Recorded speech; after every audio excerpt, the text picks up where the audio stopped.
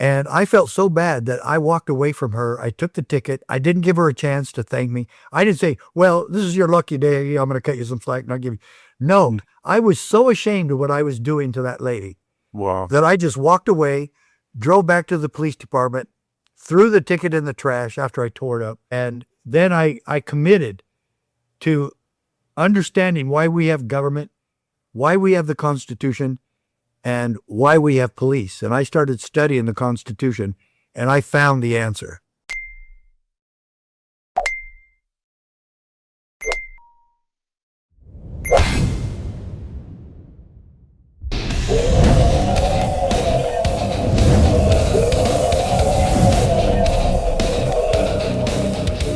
All right. Welcome to the latest episode of Blood Money. Today we have a very special guest, Mr.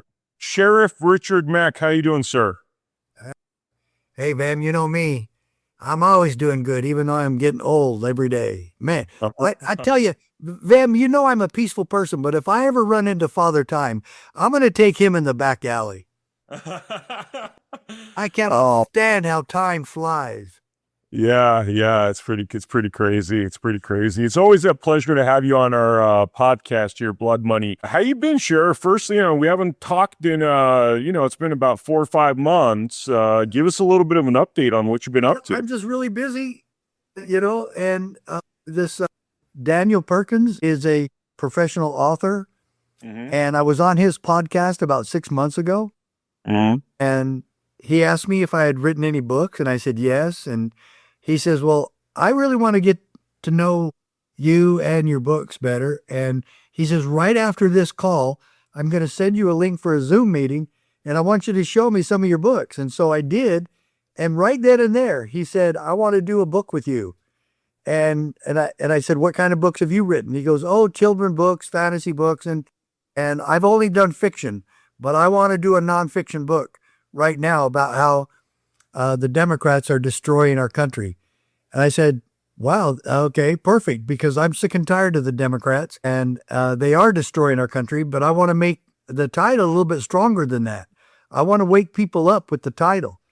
He says, okay, and so what do you want? And I said, right then and there, I said, I want the Democrat murder of America. Wow. Because they are. They're murdering. Look at what they're murdering. First of all, they murder babies in the womb. And that's an absolute no compromise for them.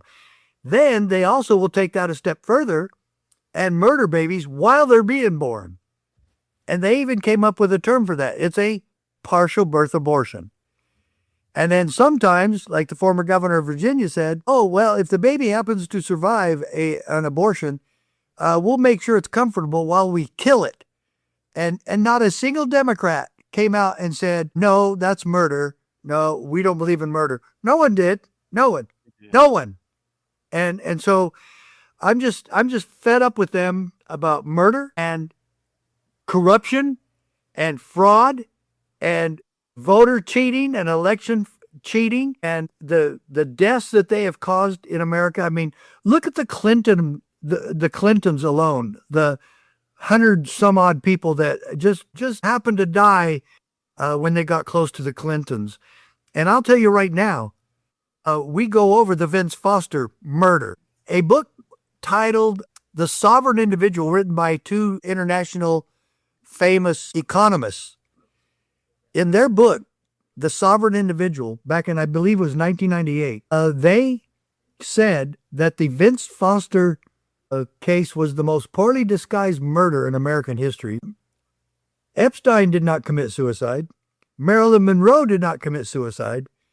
The JFK assassination was a farce as it was investigated by the Warren Commission. And then, let me see if you remember this lady.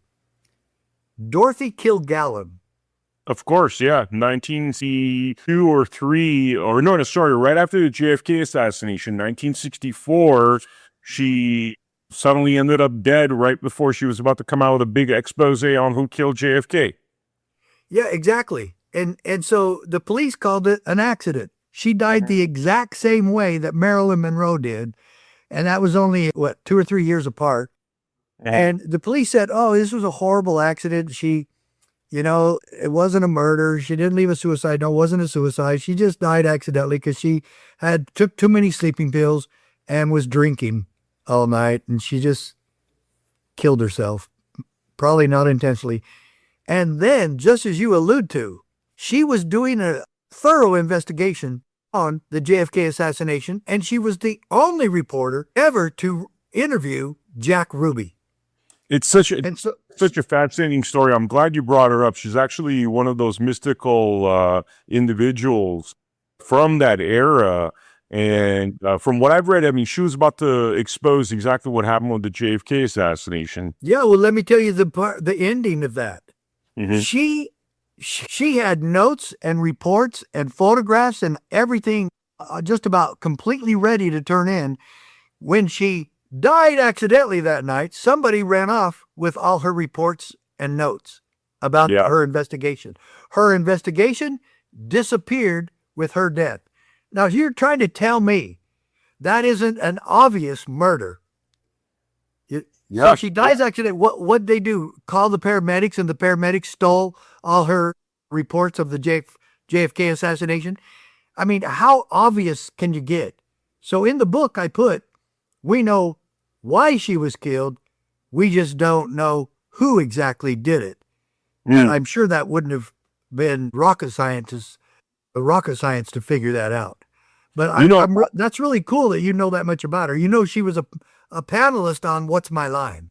Yeah. I mean, the JFK assassination and the RFK assassination I've researched really well, to the point where, I don't know, I think I have a really good idea what happened. Let me just put it that way. But I got so many questions for you, Sheriff Mack. Firstly, amazing book cover. For anybody that hasn't seen it, the website is the murder of America. No, just murderofamerica.com. Yeah, I just saw the book cover. It looks amazing, and I gotta ask you. If you can bring it up, go ahead.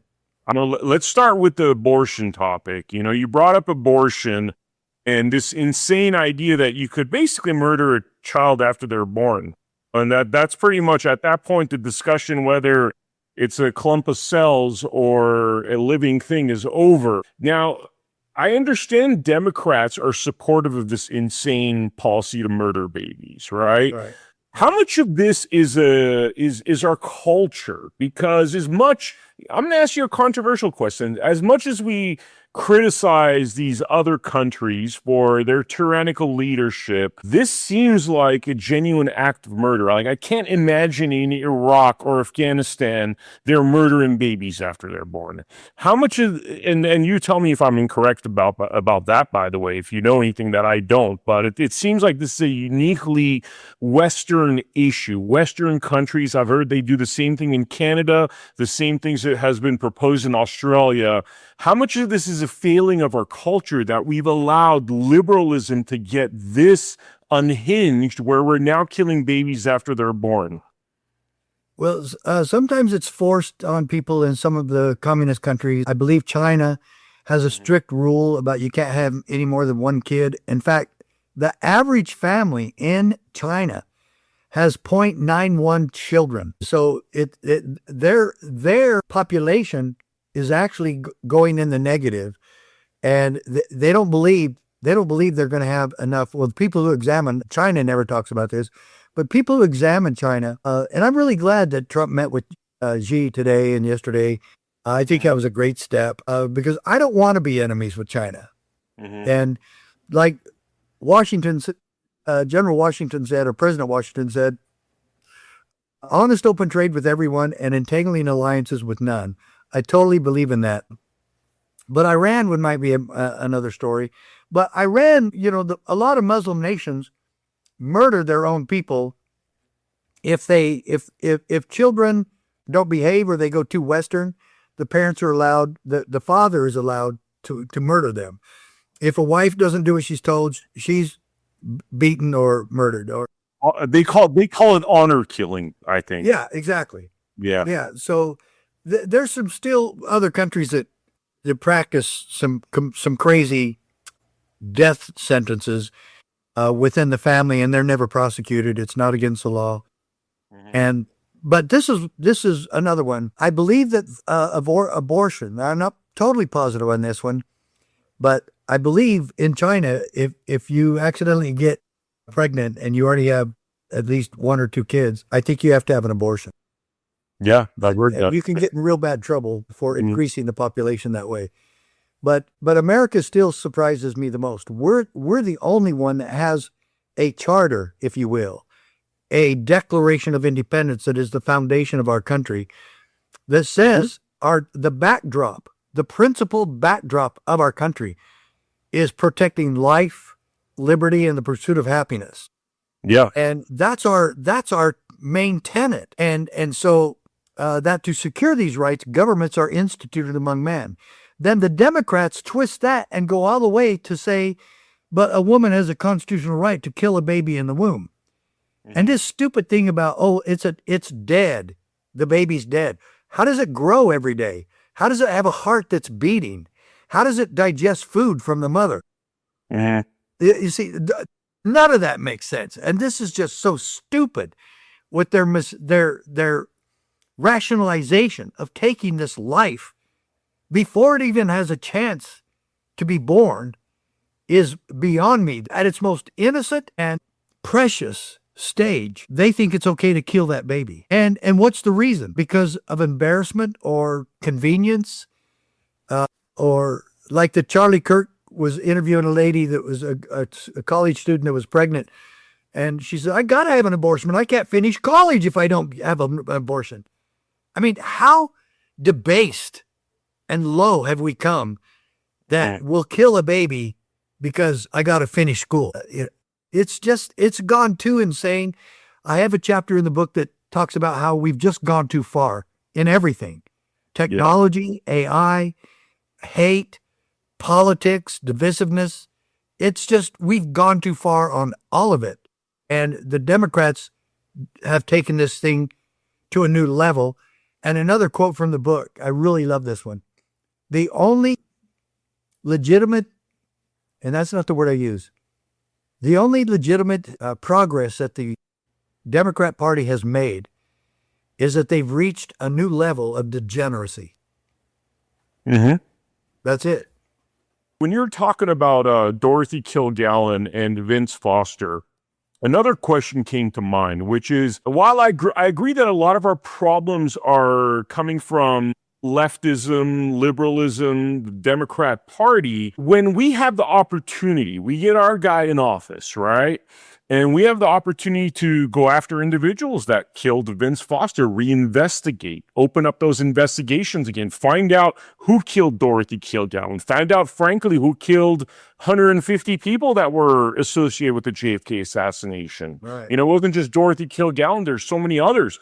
Why is there never justice? Why don't we open up those investigations under Republican leadership and finally put away those criminals and bring justice to them? Yeah, I would like him to start with current corrupt public officials in current cases, and especially, and we make a note of this too, innocent people who are put in prison. And immediately, I hope you're thinking of the one I am, and that's Tina Peters. Oh my There's God! Others. Yeah. There's many others. Amish farmers that get attacked by the FDA and USDA because they won't pasteurize their milk, or they make a salve out of chickweed. And Sam Gerard, an Amish farmer from Kentucky, got 6 years from a crook of the judge, a Republican, Danny C. Reeves in Louisville. And he gave him 6 years.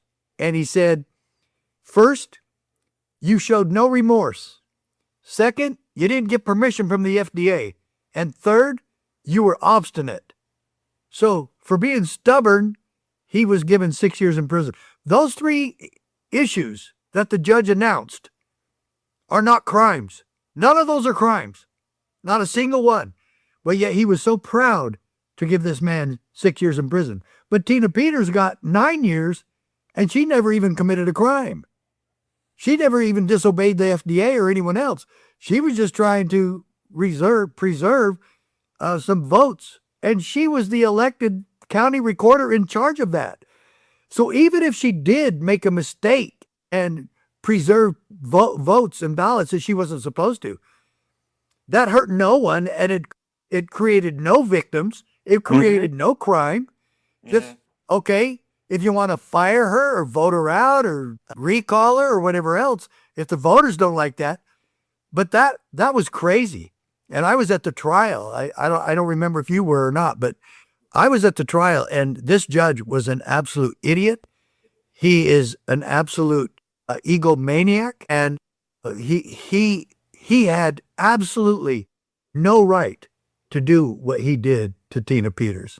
You know, what do you do about the issue with these judges? I mean, you said something that really struck me, which is the idea of victimless crimes. You know, we don't talk about these the fact that if there's no victim, there's not really a crime, but it seems as though judges are able to throw anybody in jail, out of political persecution like Tina Peters. What do you do about these individuals? Yeah, we're going to have to set something up. The states are going to have to set something up like that. There's got to be a check and balance on judges. And, and some sheriffs have presented some checks and balances on judges. And they've arrested a few judges just recently. And like the lady in Wisconsin, Hannah, whatever her name was, that helped get a illegal alien out that ICE was waiting for. And she snuck him out of the courtroom through secret hallways. She was arrested, and I've said, finally, we're arresting real criminals in this country. But there has got to be a check and balance on that, and I believe the sheriffs already have it. Now, you know Sheriff McMahill in Vegas, right? Yes, I do. Yeah. Okay, I met with him about a year and a half ago, and he gave me one of his hats. And so I have a Metro hat right up here. Let me see if I can show it to you. The one right there on the corner. I see it. Yeah, very cool. Yeah. Well, that's another thing that's really cool about the Clark County Sheriff's Office. They're in charge of the local police department in Las Vegas. It's all under Clark County Sheriff. And that's why he gave me a Metro Police hat, because he's in charge of Metro Police. And that's how it should be in every county. So God bless Clark County, Las Vegas for doing that. However, in the last 5 or 6 weeks, anybody can look this up on the internet, Sheriff Kevin McMahill in Las Vegas, Clark County Sheriff, one of the bigger sheriff's offices in the country. He told 4 different judges, 11 different times with 11 different dangerous habitual criminals, that he would no longer release them, even if the judges ordered him to. And this one stupid judge says, well, this guy only has 35 felonies, and so let's just go ahead and let's just put him on an ankle monitor and put him back in the community. And the sheriff says, that doesn't stop anybody from victimizing more people, and I'm not going to put him out there. This guy's a habitual criminal. He's committed homicides already. I think the most severe one, though, was manslaughter, but that's murder. And he wants to put him out there, and McMahill said, no, I'm not doing it anymore. Go ahead and sue me. So it's going to court, but he's not doing it. And so I'm really glad that he paid attention when I talked to him about constitutional sheriffs and my Supreme Court case, which is this book right here. And look, this is really small. It fits in your pocket. That's awesome. It's only like 16 pages. It's very small. Look how thin it is, folks. Yeah. Okay. Look, you can read this in 10 minutes. This is the most powerful tool for freedom that has come down the pike in 75 years. This was a Supreme Court victory, the most powerful 10th Amendment, states' rights, state sovereignty, local autonomy case in the history of America. And it was done by a handful of sheriffs, led by yours truly, and you already know that. But so here we are, folks. Let's go. Let's get on this. These are available at cspoa.org. You get 3 for $5. Order them and pass them around to your local officials, to your friends. Make sure the county commissioners get it. Make sure your county attorney gets it. Make sure your sheriff has one. A lot of them have them. Some don't. But go talk to your sheriff and say, hey, are you familiar with this case? And then while you're at it, join CSPOA Posse. And when you go talk to your sheriff or talk to him on the phone or to one of his captains, tell him, I'm a member of the CSPOA. This is the most effective and peaceful solution there is in America. And so who has to be involved? We the people, and the sheriffs. And that is a solution that all of us should be getting behind, because it might be the only one we have left when these crazy Democrat woke criminals take back the Congress and the White House, and they're trying to finagle to appoint more Democrats to the Supreme Court. So this is what they're trying to do, folks. All of this is detailed in my book and Dan Perkins' book. It's Sheriff Richard Mack and Daniel Perkins, The Democrat Murder of America, Demagoguery in the First Degree. Folks, you get these and you get that book, and we're going to be on our way to taking back our country. So there is a specific solution in the book, too. I got to ask you this. I mean, it sounds like you're out there trying to educate sheriffs as to their constitutional rights, what's possible through the courts, how much leverage they have through the courts. Now, I'm curious, why don't the sheriffs already know this stuff? You know, Vem, that's one of the best questions anyone has ever asked me. Oh, thank you. And it's a pretty easy answer, because we never pay any attention to the oath of office, and we never pay any attention in police academies to the significance of our role as protectors of the people. We get into case law. We know the Miranda warning. We know the Carroll Doctrine. We know Terry versus Ohio. We don't know what our jobs are really about. If our job is to protect the rights of the people, which it absolutely is, then how are we going to protect the rights of the people when we don't even know what they are and we've never studied the Constitution? There's the other answer. We swear an oath of allegiance to the Constitution, and we don't know the first thing about it. We've never studied it. We've never read it. And a lot of it, we just don't think it matters because we never have it in any of our ongoing certification training, and we don't have it in any of the police academies, and our leaders never talk about it within our own police departments and sheriff's offices. Wow. How are you going to know what your responsibility is to keep your oath of office if you've never studied the Constitution? That's absurd. And that's why we provide that training. Our class is called The Constitution for All Law Enforcement. And we do it for county commissioners, any elected official, anybody working in government. I don't care if you're a constable, sheriff, deputy, detective, governor. I don't care. This training is for you. It's a wake-up call from a sheriff of 8 years and the law enforcement officer of 20 years, former detective, former street cop, former sergeant, patrol sergeant, former undercover narcotics officer, and folks, won a case against the Clintons at the United States Supreme Court. I started the whole thing. Luckily, 6 other sheriffs joined me, or not luckily, for the grace of God, 6 other sheriffs joined in this lawsuit. Sheriff Printz from Montana and I went to the Supreme Court in December of 96, and Justice Antonin Scalia issued this ruling, writing for the majority, in June of 1997. Folks, this is a blessing. It's a miracle, and every single one of you should be a member of the CSPOA posse and get a copy of this case. Look, if you want to look it up on the internet, look up Mack VUS or Printz VUS, and the university that did the best review was the one in New York, Cornell University. Cornell, okay. Cornell, yeah. And they reviewed what every justice said. The most powerful was, this isn't going to surprise you, Thomas.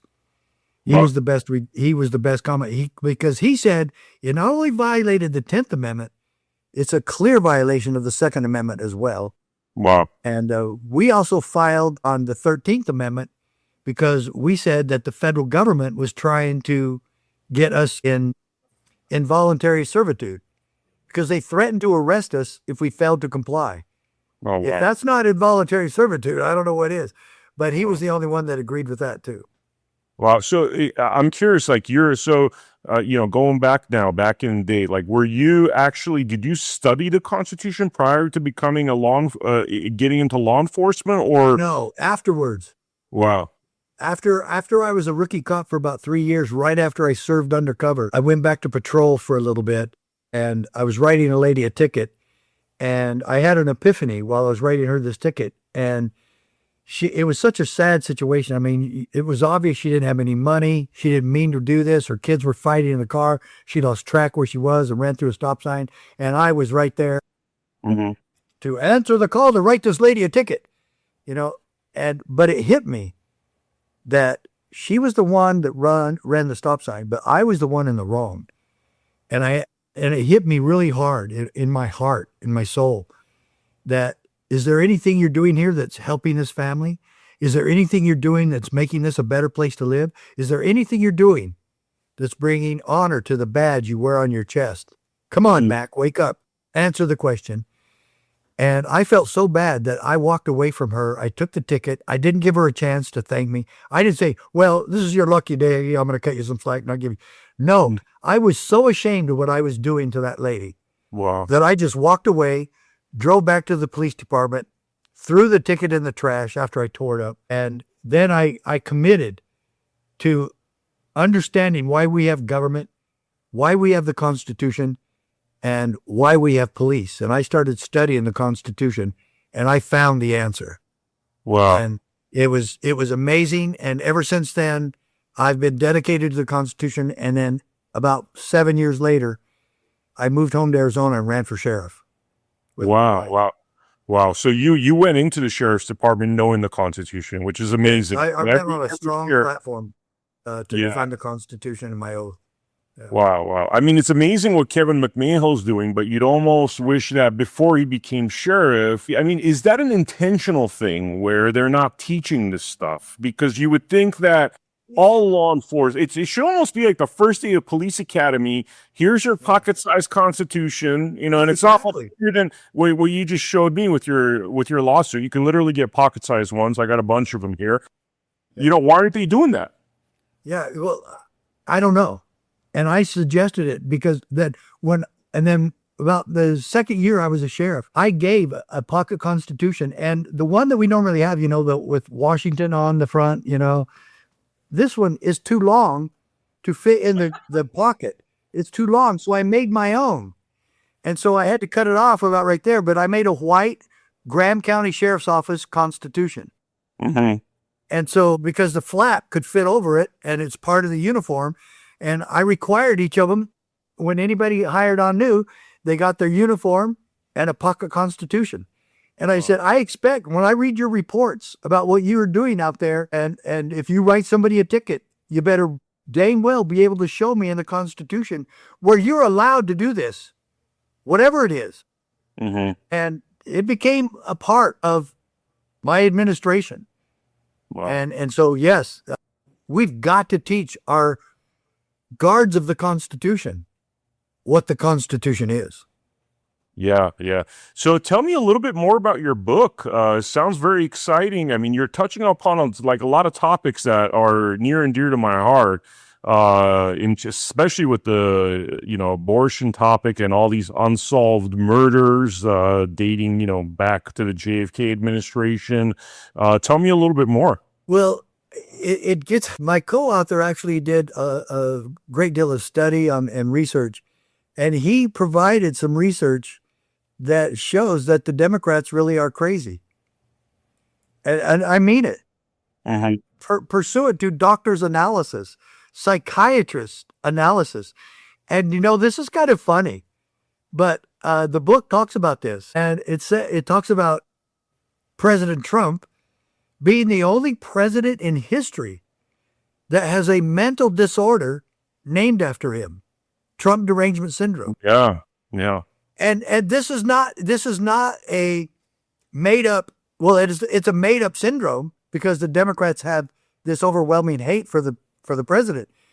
But it's these psychiatrists and doctors have said it's real.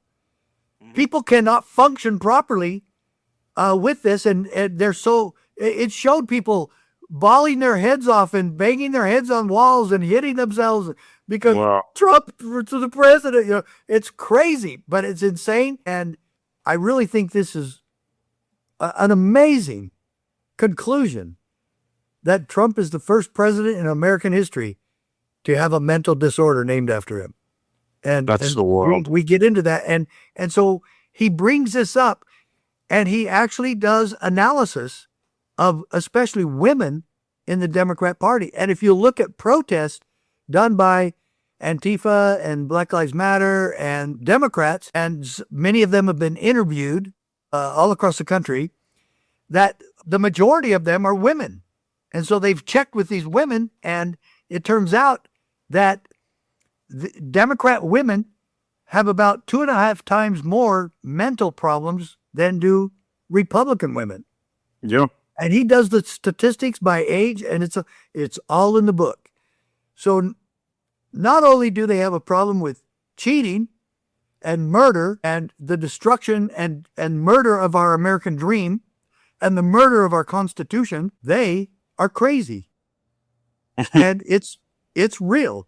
It's not just because you see him and you interview him, or I see him and I talk to him, and I felt, God, these people are crazy. They are certified. And it's all documented in this amazing book with, I think this is the most amazing title and the most amazing cover I've ever seen. Yeah, yeah. Where do you think, what is it that they're doing that drives them nuts? What are they doing that what? What is it? What are they doing wrong that drives them nuts? They're brainwashed by the dogma and platforms. Because look at the crazy things that they have taken on. Women's sports. Mm-hmm. It's okay to murder the dreams, murder the dreams of little girls who worked their entire lives to get in the Olympics or to be on a professional basketball team or volleyball team. And then the Democrats have fabricated this nonsense of it's okay if a man believes he's a girl that he can now play in female sports. Mm. And you know, not even the Democrats believe that crap. And this is so cruel and so unusual and so out of line. But they start getting people to believe it. And now the other one, the just absolute insanity, is that it's okay not to have identification to register to vote or to actually vote. You don't need identification. You don't need to be an American. You don't need to be a citizen. Anybody who's here can go vote. And at the same time, let's give them all Medicare. And let's give them all Social Security. Mm-hmm.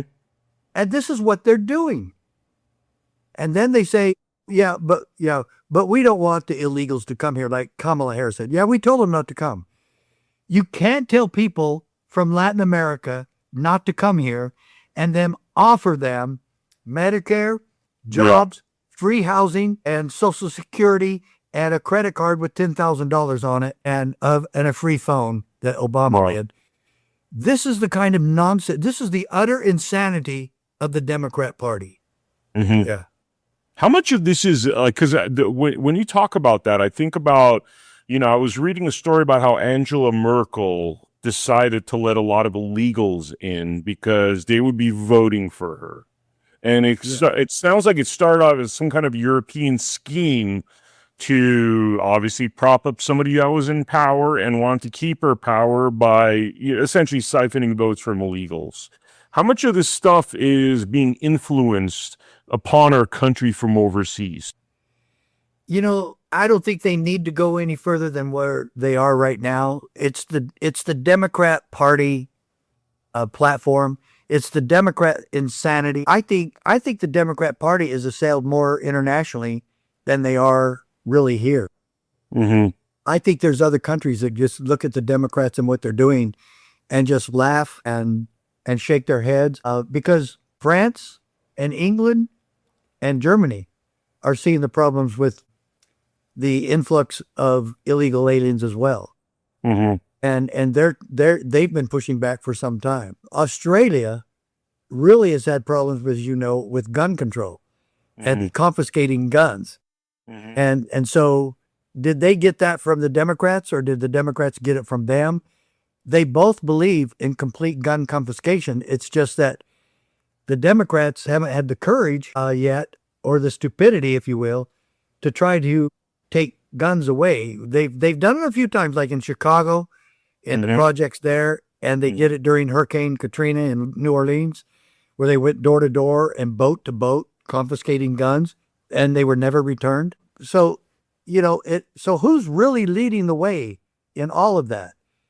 Because gun control in America is against the law, yet we still have over 20,000 gun control laws. And the Gun Control Act of 1968, I mean, look at how long ago that was, almost 60 years ago. And it was we got to do some sort of feel-good legislation because of JFK and RFK and Martin Luther King, and wow.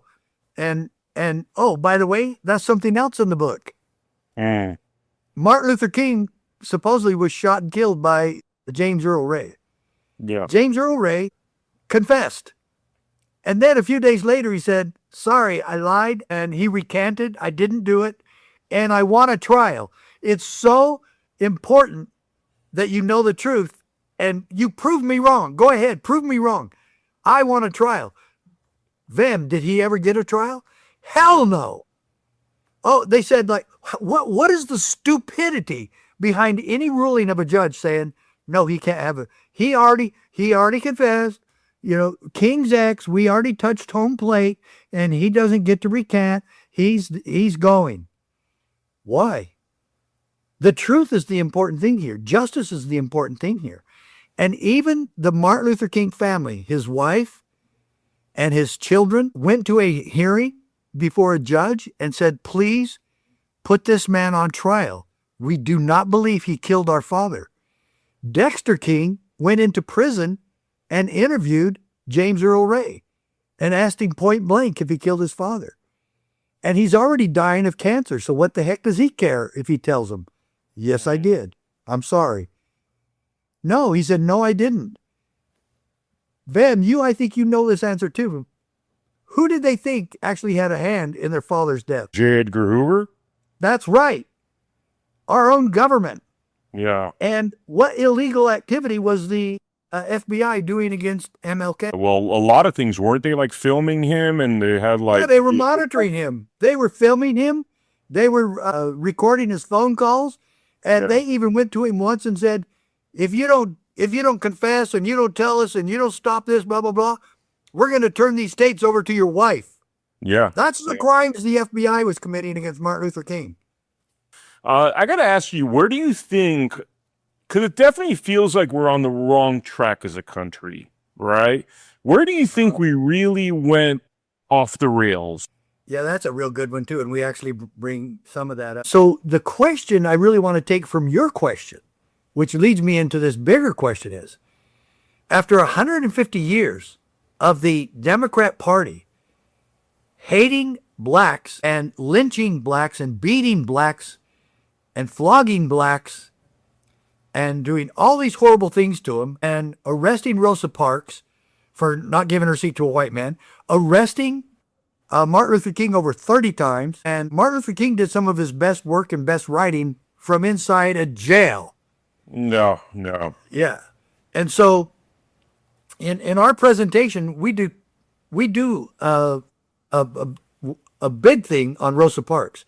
And I want to ask every cop in the country and every sheriff, if you were called back into time to December 1st, 1955 in Montgomery, Alabama, would you have arrested Rosa Parks? And I've heard some crazy answers from cops about that. I mean, crazy, because they can't make a differentiation between 1955 and 2020, 2026 from the present. They can't do it because there's too much of a hypocrisy and a dichotomy there. They want to be both sides and they can't. And it's really, sometimes it's even funny.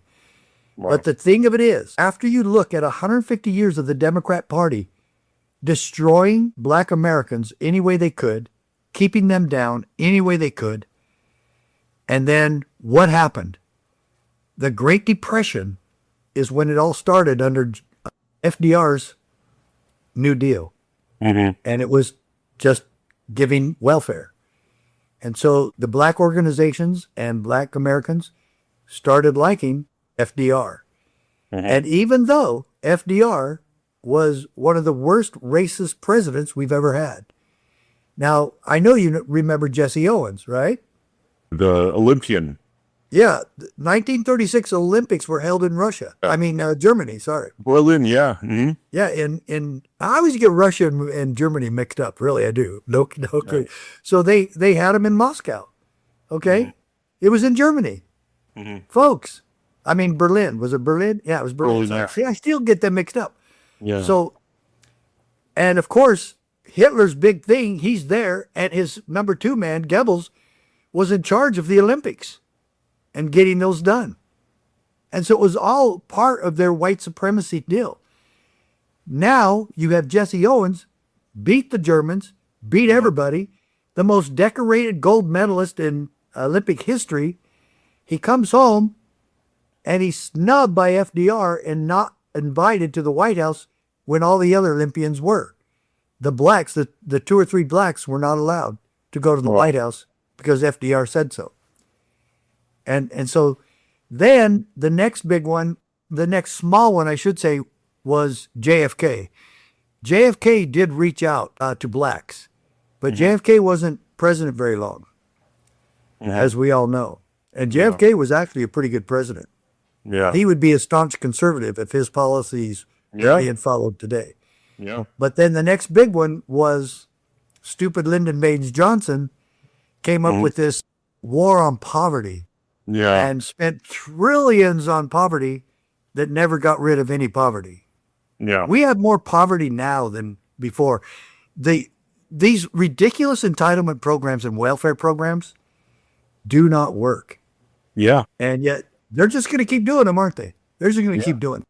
It's like, it's funny because I was watching a debate for the California governors, the California governor candidates were doing a debate today, and the Democrats were really pushing this idea of like funding stopping homelessness. But if you actually look at what's happened is that they've spent billions of dollars, and for some reason homelessness has gotten worse. And you could say the same thing about the Great Society, that by funding the Great Society of Lyndon Baines Johnson, it made poverty worse. It took the black man out of the family. And so now you've got a lot of single mother households, which then leads to gang violence.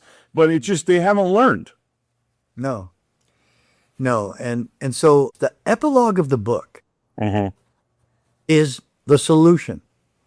And folks, it involves a progressive Democrat assemblywoman in California. So you got to say, what? You want us to be like this progressive Democrat lady in the California Assembly? Yes, because she's a principled person, and this is what we hope happens. Wait, what's her name? Good people in the Democrat Party. I don't care what party you are. I don't care. Yeah. But you must abandon the insanity of your party. You can't keep voting for these people. You can't keep voting for the Nancy Pelosi's and the Maxine Waters and the Hakeem Jeffries and Schumers and the governor of Minnesota, Walz, and Kamala and the Newsoms. Newsom's all but destroyed California, and now what? He's like number one for the Democrats in 2028. Folks, you've got to wake up. There's good people in the Democrat Party, and you've got to wake up. And the rhinos in the Republican Party have got to wake up. We've got to support candidates who support the cause of liberty, who support the principles of civil rights and protecting people's rights. And that we understand that communism and socialism are not American alternatives. They're not. They're the antithesis of our American Constitution. And so what this lady did, I want you to read the epilogue, and you can start there. You want to read the end of the book first? Go ahead and cheat and read the epilogue first, and you'll see what this lady did. And she assailed and slammed her own party because of what they were doing to protect the criminals and forget about law and order and keep repeating children sexual exploitation. Now, that's the closest I'm going to give you for the hint on this. But folks, go to cspoa.org and make a donation of $15. Okay? With that, I will send you a digital copy of the book. Well, okay? go to CSPOA.org. That's my website, Constitutional Sheriffs and Peace Officers Association. And I'll send you that book. The digital book is only $15, and you're not allowed to copy it, okay? Just tell anybody else they can go there and get their own. You're making a donation of $15. Make sure, because if it's $15, I'll know that it's for the book. Make sure you leave your email. How am I going to email you your book? Make sure you leave your email on that donation request that happens. Wow. PayPal's the one we use, but we use Stripe and Square and anything else.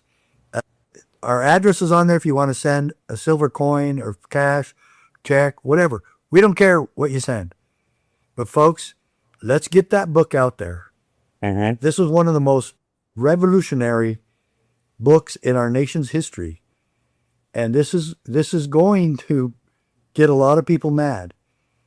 But we're going to tell the truth, and that's what we've done.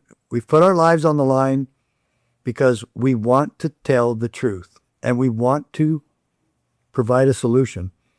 And we hope that this solution is peaceful and effective. But their own party showed us the way. Wow. And so that's what we're hoping for, that all of you will take from that. CSPOA.org, donate $15, put your email address on there. You'll have the book tomorrow. I got to ask this, just one last question now. It sounds like the example of how to fix this craziness is a Democrat assemblywoman. It is. What's her name?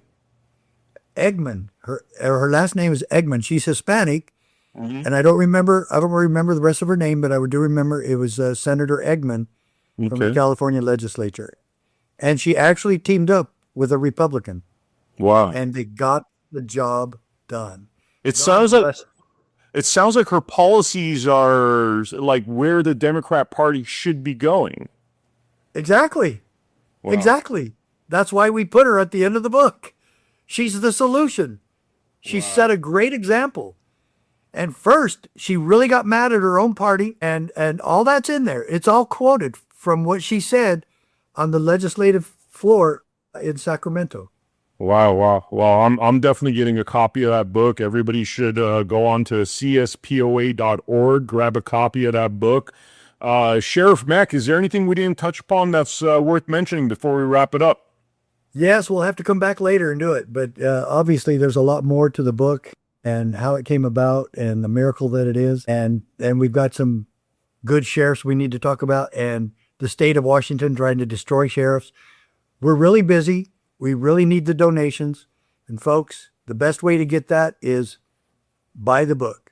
$15, CSPOA.org. Make a donation of $15. Put your email address. You'll have the book tomorrow. Awesome. Thank you so much. If I see something tonight, I'll mail it out tonight.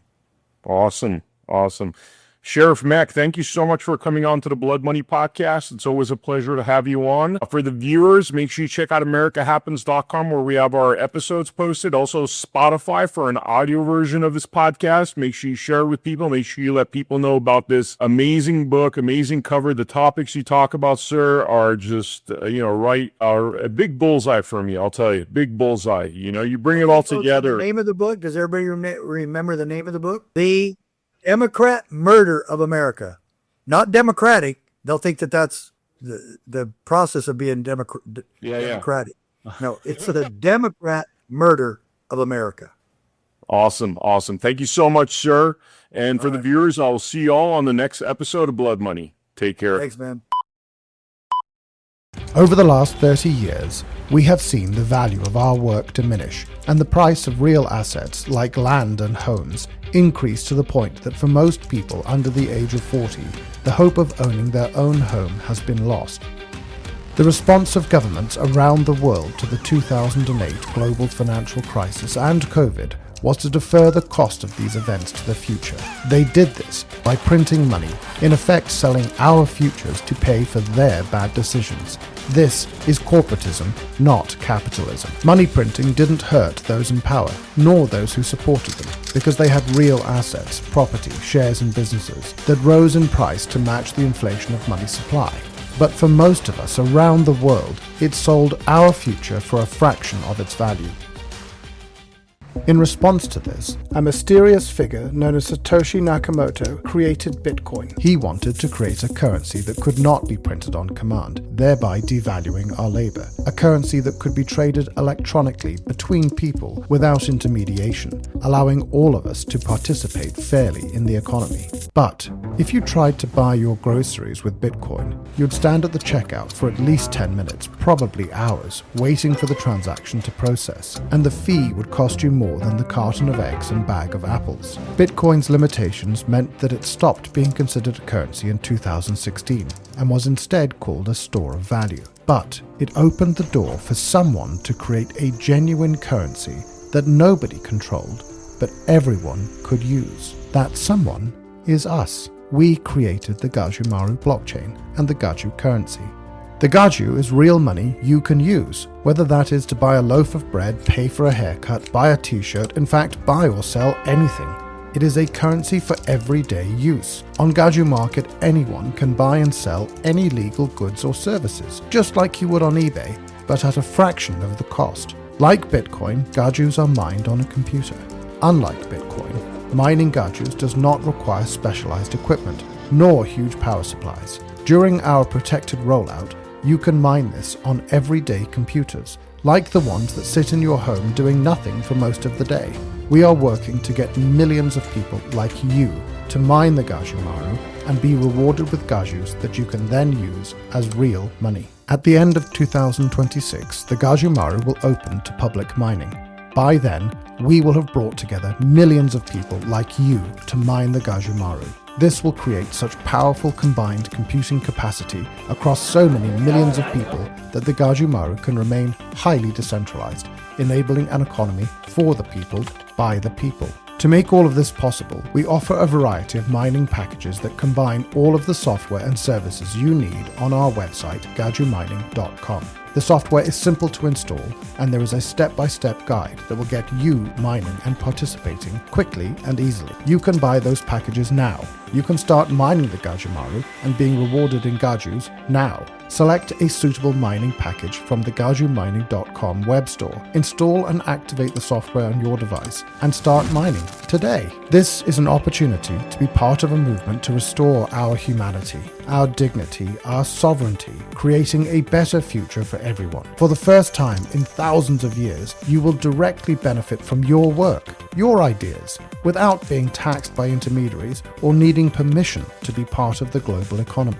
We believe that capitalism is I win, you win, we all win, not I win, you lose.